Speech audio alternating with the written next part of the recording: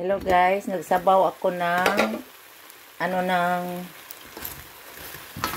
kinukupusan ko muna siya ng mga sibuyas, kamatis, tomato, onions, and may chili siya guys. Pinakupusan ko siya, tapos nilagyan ko siya ng kutsara para madali ang paglata niya ba. Madaling malambot. Tapos lagyan ko siya ng mainit na tubig. Lagyan ko siya ng mainit na tubig para madali ang paglambot niya.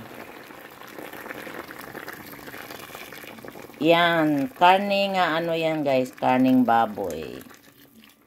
Yan. Bihira lang ako magluluto ng ganito kasi ayaw ko kasi laging nakakarne ba. So ito, gawin ko na lang siya ng sabaw para para makain ko siya. Yan. Takpan muna natin. At ito naman yung okra. Okra niya guys. Yan ilagay ko sa soup. Tingnan ninyo yung ano ba yan pangalan sa atin? Basta sa amin sa Bisaya is kuryoso daw yan. Tingnan mo. Ang liit-liit niya oh. Anuin ko muna siya. Balatan ko muna. Ito putulin natin dito. Para para man siyang old na eh. Putulin natin para siya. Ito balatan natin. Ang ano ba ito is very small ba? Very small ang nila ba? Ano ba yon sa Tagalog? Gabi? Gabi ito sa Tagalog guys.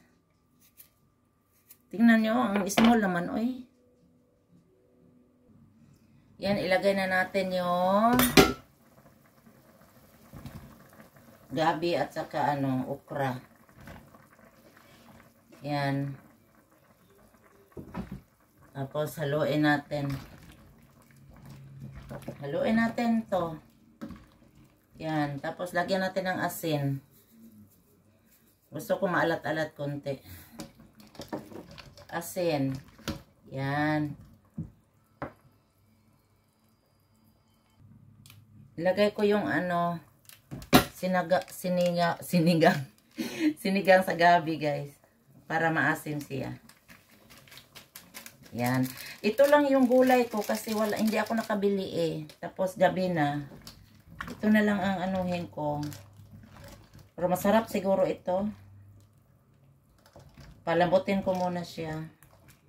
Gusto ko yung okra na malambot na malambot. Kaya hinayaan ko lang yan. Kukuha muna tayo ng paminta.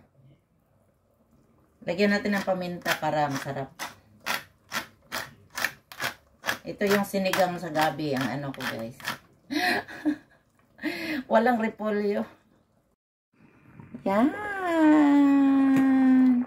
Ang sarap-sarap ng sinigang ko. Malambot na siya guys. Oh, sarap.